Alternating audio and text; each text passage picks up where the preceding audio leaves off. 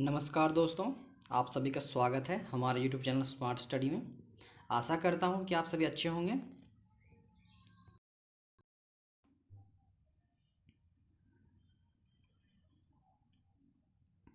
आज की वीडियो में हम देखेंगे प्रमुख समाचार पत्र। ठीक है, तो ये किस वर्ष प्रकाशित हुआ था, ये पत्र का नाम क्या क्या था उसका, उसके संस्थापक कौन थे, स्थान कहाँ से वो पब्लिश हुआ था और किस भाषा में वो प्रकाशित हुआ था। ठीक है, ये सभी चीज़ हम इस वीडियो में देखते हैं। ठीक है, तो 1900 ईस्वी में इंडियन रिव्यू का प्रकाशन हुआ था। ठीक है, इसके संस्थापक थे G.A.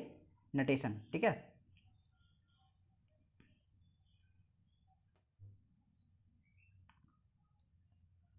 और ये मद्रास में प्रकाशित हुआ था और ये अंग्रेजी भाषा में हुआ था। ठीक है, इसका प्रकाशन अंग्रेजी भाषा में हुआ था। फिर आता है 1903 ईस्वी में इंडियन ओपिनियन। ठीक है, ये महात्मा गांधी जी द्वारा प्रकाशित किया गया था और ये दक्षिण अफ्रीका में इसका प्रकाशन हुआ था और ये अंग्रेजी भाषा में इसका प्रकाशन हुआ था। ठीक है, फिर 1905 ईस्वी में इंडियन सोशलिस्ट पत्र का प्रकाशन हुआ था, जो कि श्यामजी कृष्ण वर्मा के द्वारा किया गया था और ये लंदन में अंग्रेजी भाषा में किया गया था। ठीक है, इसके बाद हम देखते हैं युगांतर।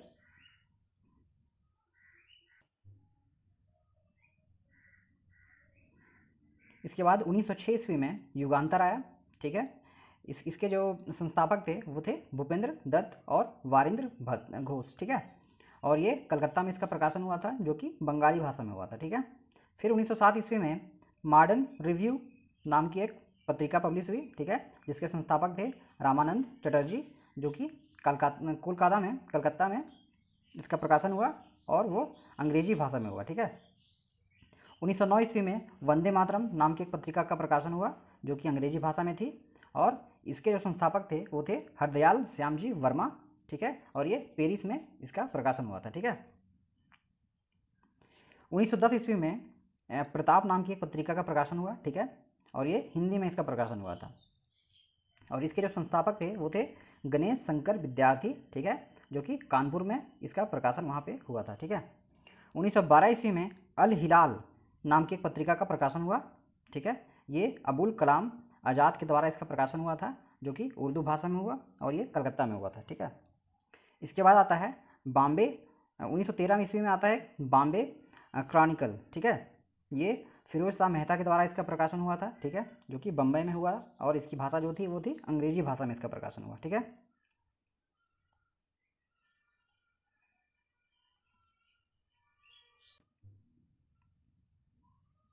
इसके बाद 1913 ईस्वी में ही गदर नाम की एक पत्रिका का प्रकाशन हुआ और इसके जो संस्थापक थे वो थे लाला हरदयाल सेन। ठीक है, जो कि फ्रांसीसिको में इसका प्रकाशन किया गया था और इसकी जो भाषा थी वो थी अंग्रेजी। ठीक है, और इसके बाद 1914 ईस्वी में कॉमनवेल्थ नाम की एक पत्रिका का प्रकाशन हुआ और इसको पब्लिश कर इसके जो संस्थापक थे उसका नाम है एनी बेसेंट। ठीक है, और ये अंग्रेजी भाषा में थी और इसका प्रकाशन बम्बई में हुआ था। ठीक है, 1914 ईस्वी में न्यू इंडिया नाम की एक पत्रिका आई। ठीक है, इस पत्रिका के संस्थापक थे एनी बेसेंट ही। ठीक है, इसका भी प्रकाशन बम्बई में हुआ और इसकी भाषा भी अंग्रेजी ही थी। ठीक है, फिर 1918 ईस्वी में सर्वेंट ऑफ इंडिया नाम की एक पत्रिका का प्रकाशन हुआ और इसके जो संस्थापक थे वो थे श्रीनिवास शास्त्री और ये मद्रास में इसका प्रकाशन हुआ और इसकी भाषा थी वो अंग्रेजी थी। ठीक है,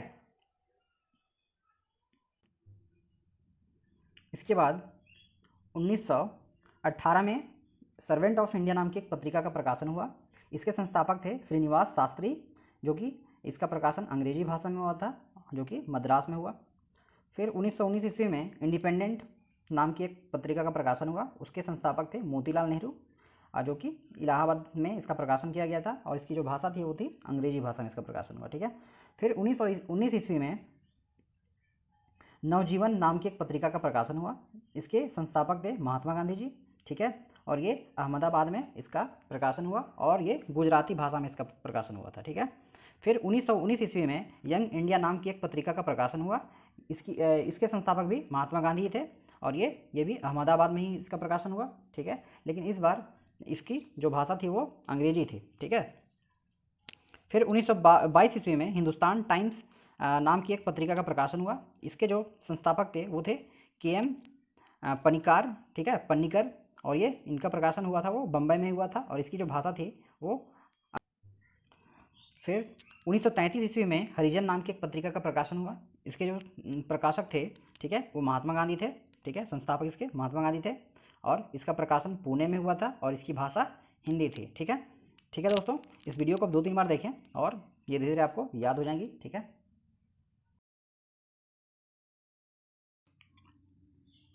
थैंक यू। हमारे यूट्यूब चैनल को देखने के लिए धन्यवाद।